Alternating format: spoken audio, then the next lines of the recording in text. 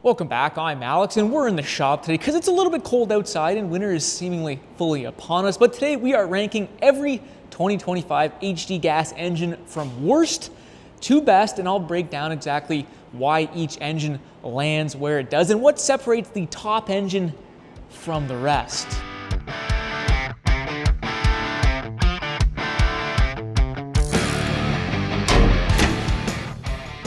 So we did break the old Power Wagon out here because it does have the 6.4 Hemi, which is certainly going to be on this list. And I've been wanting to make this video for some time now. If you guys have been following the channel, you realize that we've had a lot of HD gas content on the channel down the stretch here. And I have now reviewed every single gas engine. I've also towed my 14,000 pound trailer with every single HD gas engine, as well as putting them on my fuel economy loop. So we do have some real world data on all of these HD gas engines that certainly helped shape my opinions. So we aren't just talking off the spec sheet for this engine ranking. I have had some real time in the driver's seats behind these engines, as well as actually owning this 6.4 Hemi for a number of years. Now, just like the diesel engines, you could easily make an argument that each of these HD gas engines is the best engine, and generally I think all of these engines are pretty well built, so just keep that in mind. Getting right into it,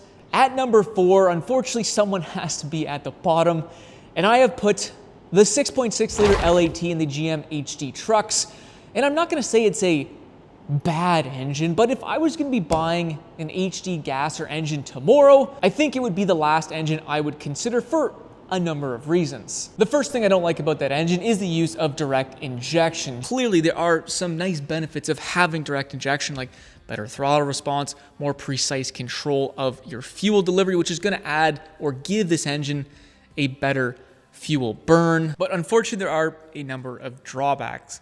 First is that over the years, there is the possibility of carbon deposits building up on your intake and your intake valve, and that can slowly restrict airflow into the engine, reducing power, and just not a good thing. And it is very difficult to clean up that carbon if it starts to deposit. The second thing I don't like about a direct injection fueling system is it adds quite a bit more complexity. Our fuel system is now going to be running at thousands of PSI of fuel pressure. We also have a high pressure fuel pump, and on this engine, it is at the back of the engine. It's run off the rear of the camshaft. All right, this is the back of our engine here. We got our flex plate. We got one bank over here. We got another bank here with our piston. And this right here is our high pressure fuel pump. You can see it's sort of right behind our intake manifold, the plastic intake manifold. And it is run off our camshaft, which is this thing right here. And there are 3 lobes on the back of this camshaft that push up on this plunger, and that is what pressurizes the fuel. You can see we have a sensor right here. I would imagine there's probably going to be some fuel lines running to this. This is just a cutout of the back of the engine, which is why there probably isn't any fuel lines in this picture. But yes, our high pressure fuel pump is at the back of the engine, and it is a little bit buried. Tried to get this plastic piece off. Absolute bit of a nightmare. The amount of plastic clips you have to take off. There's clips all in behind here. Kind of a bit of a joke, actually, Jam. But I wanted to show you guys. I was trying to see if we could see the high pressure fuel pump, but I can feel it right there.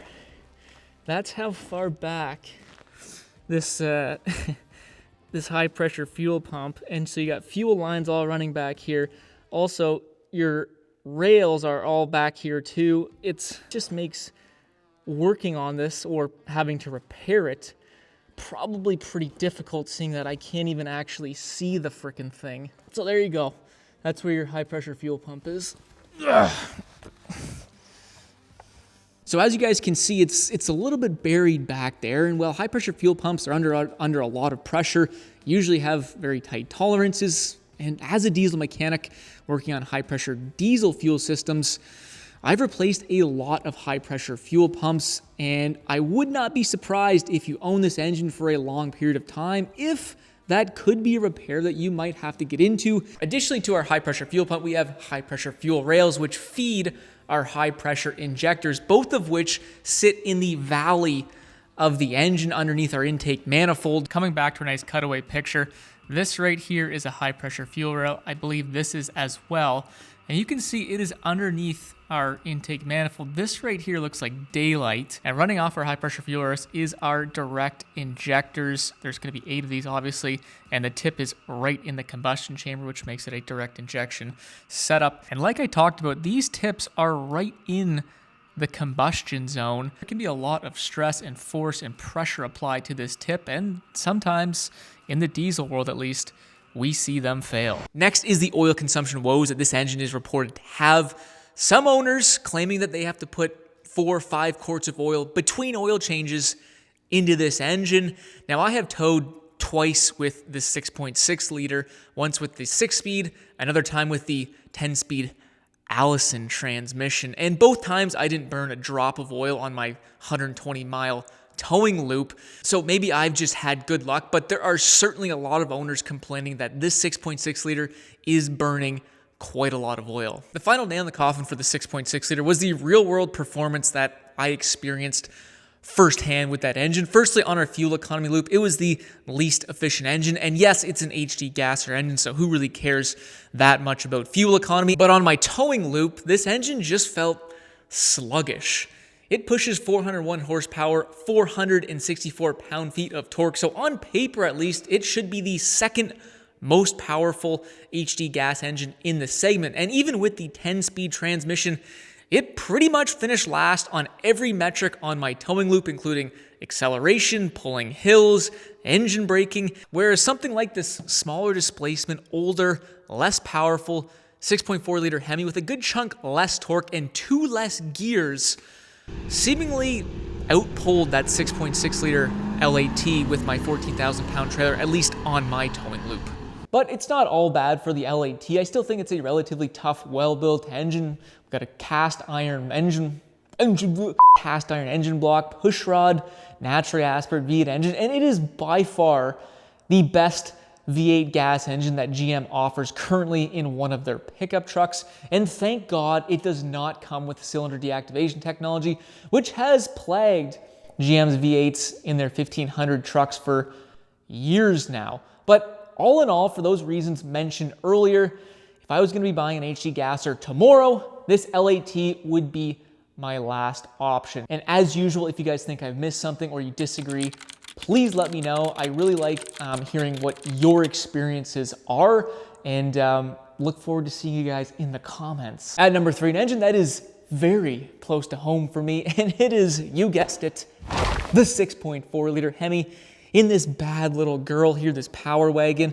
I've had this engine for about 4 years now, and aside from doing basic maintenance, it has been pretty much flawless. The 6.4 Hemi is the oldest, smallest displacement, as well as the least powerful engine in the HD gas segment, and you would think that it would make this engine a little bit inferior, and that's exactly what I thought when I took this engine out on my towing loop this summer, but it surprised me a little bit, and it actually towed very well. I am honestly a little bit surprised how well the 6.4 Hemi is doing, but I thought with it being the smallest displacement engine as well as the least powerful engine in the whole HD truck segment, I thought it would struggle a little bit more, and we're really not seeing that. It's doing very well. Finishing pretty much in the middle of the pack on all of my towing metrics, something I was not expecting. In fact, I was expecting this 6.4 Hemi to be the worst towing engine, and it just wasn't. Now, is this 6.4 Hemi perfect?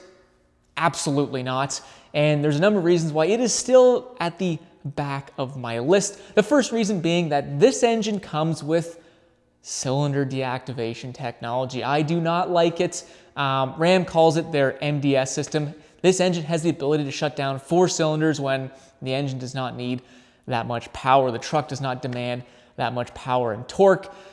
I don't like it, and it is the only HD gas engine that comes with cylinder deactivation technology. Thankfully, the cylinder deactivation technology, or the MDS system on this engine, is nowhere near as damaging as the cylinder deactivation technology on the GM engines. And I am in the camp that this MDS system does not increase the likelihood of lifter failures on this 6.4 Hemi. Rather, I feel like it's just another thing that could go wrong. And at the end of the day, this is an HD gas engine, and we just should not really be that concerned about fuel economy. And I just feel like it was a mistake for Ram to include cylinder deactivation technology on this engine. And well, speaking of lifter failures, the Hemi can't hide from the Hemi tick, or the Hemi lifter failures, which is a very, very well documented issue with these Hemi engines. Essentially, the lifter roller needle bearing, for a multitude of reasons, can fail, and then basically the lifter eats the camshaft, and it's a nasty problem.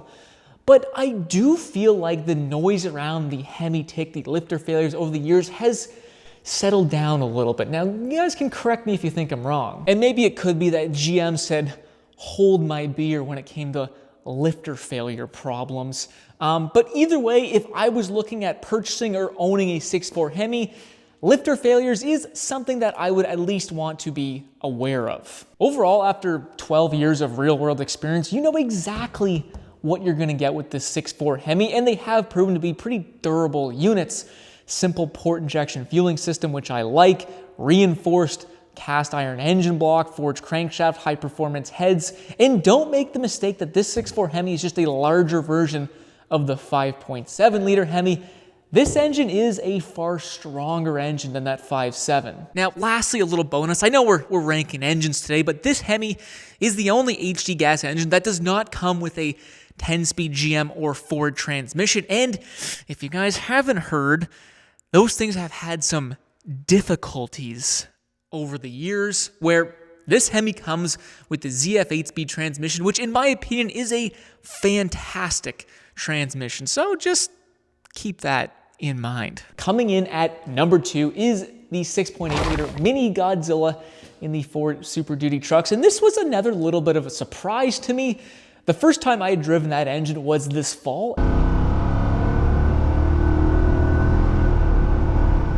And it was a little bit impressive. That engine shares basically the exact same architecture as the larger 7.3 liter Godzilla engine. The 6.8 liter Mini Godzilla, like every other HD gas engine in the segment, has a cast iron engine block. It's a pushrod, naturally aspirated V8 engine, putting down a respectable 405 horsepower, 445 pound-feet of torque. And the main difference between the 6.8 and the 7.3 is that it has a shorter stroke. So comparing this engine directly to the 7.3 Godzilla, we have a much shorter stroke. We have the same cylinder bore, but a shorter stroke. And with that comes a couple of disadvantages, specifically for towing, in my opinion. Because of that shorter stroke, we just have less leverage on the crankshaft, which means we're gonna have a more difficult time generating torque, especially low in the RPM range. So in theory, this engine, when we're accelerating or driving around town, lots of stopping and starting, it is going to need to rev more to get that same torque generation. On paper, this engine actually makes its peak torque a little bit sooner than the 7.3 Godzilla. And well, as you can see, it does take a little bit of throttle to get this thing up to speed. Now that's 40 kilometers an hour. Despite the Godzilla technically having a higher peak torque, at the lower RPMs, 1500 all the way up to 4000 RPM, that engine is going to be able to make more torque easier. And in theory, you're just not gonna need to have the engine rev as high. So in theory, with the 6.8 liter having a shorter stroke, it should mean that our torque generation is going to be slightly delayed because we just have less leverage on the crankshaft with a shorter crank throw. Now, once again, on my towing loop, I sort of expected this engine to fall off a little bit because of that shorter stroke when towing my 14,000 pound trailer, which by the way was 97% of this truck's max towing ability. And that's just not really what we saw. Woo!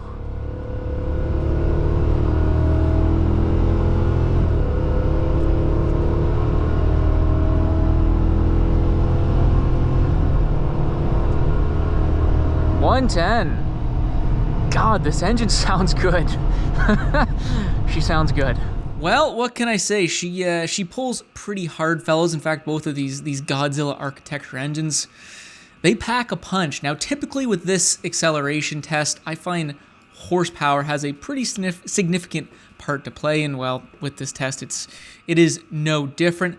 However, this 6.6 liter L8T does produce a good chunk more torque on this Mini Godzilla, especially more than this Hemi, and I would like to see this engine be a little bit closer to this Mini Zilla, especially the fact that it has the same gearing as well as the same 10-speed transmission, more or less. This engine performed exceptionally well on my towing loop, despite having the shortest stroke in all of the HD gas engine segment, as well as having the largest bore-to-stroke ratio. And just like the Hemi, it outperformed the more powerful 6.6 liter L8T. But unlike the Hemi, this engine does not come with cylinder deactivation technology, and that was a big reason as to why it is a little bit above the 6.4 Hemi, in my opinion. Driving around town, I found this engine to be very snappy, very responsive, and actually like quite fun to drive. It's just a very smooth shifting truck.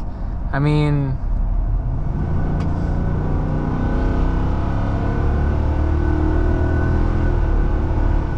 it just kind of rips through gears pretty good. Also sounds fantastic. God, that's like exhilarating. Overall, I really enjoyed my time with the smaller 6.8 liter Mini Godzilla engine, and mechanically speaking, I also think it is a very well-built engine, but more on that in just a second, because our number one engine is almost the identical mechanical architecture as the 6.8. Coming in at number one, my favorite heavy-duty gas engine. I think it is no surprise to anyone who has been following the channel.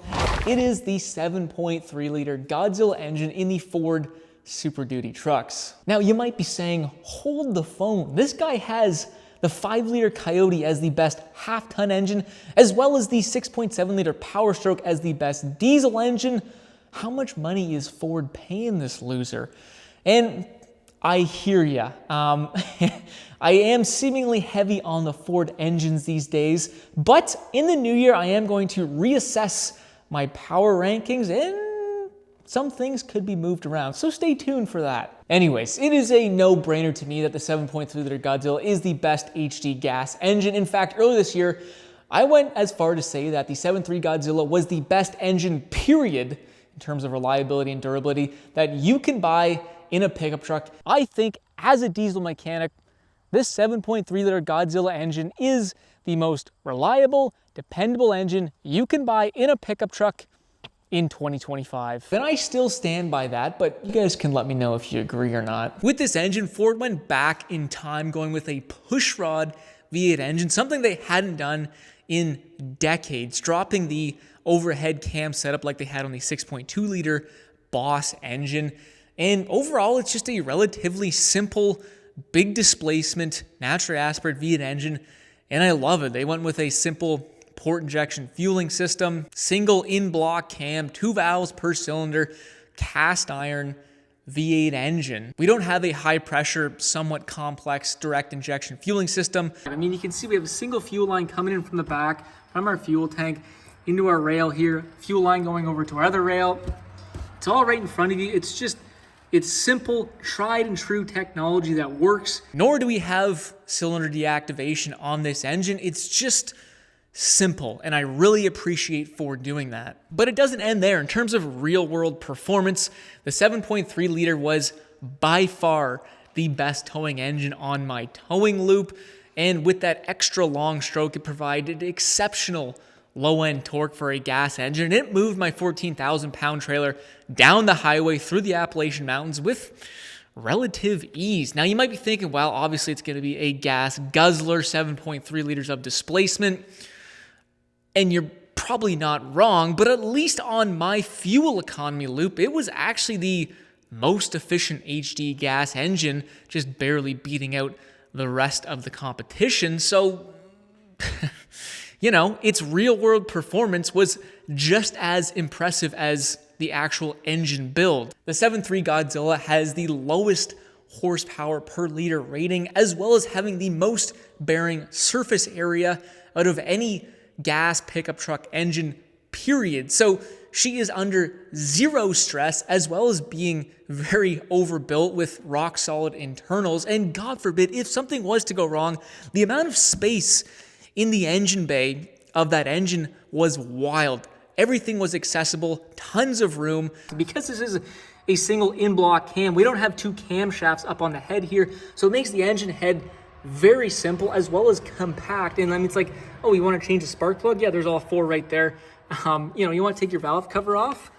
Not a problem. There's all your bolts right there. You know, the other side might be a little more complex because you got your battery and your computers over there, but it's just a simple engine, and in 2025, it is a freaking breath of fresh air. And trust me, fellas, if this engine had a GM badge or even a Ram badge, Christ, even a Honda badge, I would still think it is a great engine. In fact, I don't even give a shit that it's a Ford engine. I just think the 7.3 Godzilla is a very good engine, especially in 2025 with all the modern junk that we've been getting. So that's why it is my #1 HD gas engine. Is it a perfect engine? Absolutely not. You guys know this. There is no perfect engine. And the biggest pet peeve I guess I have with the 7.3 Godzilla, as well as the 6.8, is that it has a variable displacement oil pump. Now, granted, every single HD gas engine also has a variable displacement oil pump, so it's not like Ford is going out of their way to uniquely put a variable displacement oil pump. But I feel like if they just put a normal high displacement oil pump in that engine, it would almost be perfect. Almost. Anyways, fellas, that's my opinion on the best HD gas engines. Get down in the comments and let me know why I am wrong. I look forward to seeing you guys there. But like I mentioned at the beginning of the video, I generally think that all of the HD gas engines, all four, are pretty solid options and also built pretty well and are easily head and shoulders more reliable, more durable than most of the pickup truck engines that are currently offered in 2025. So if you're looking at a heavy duty gas engine, you're already heading in the right direction. If you guys did like the video, don't forget to leave that thumbs up. And if you like cool stuff like this, do not forget to subscribe. Like I mentioned, I will be revisiting my power rankings for the half-ton engines as well as the diesel engines moving forward here in 2026. So you don't want to miss that. But enough of me. We'll see you on the next freaking video.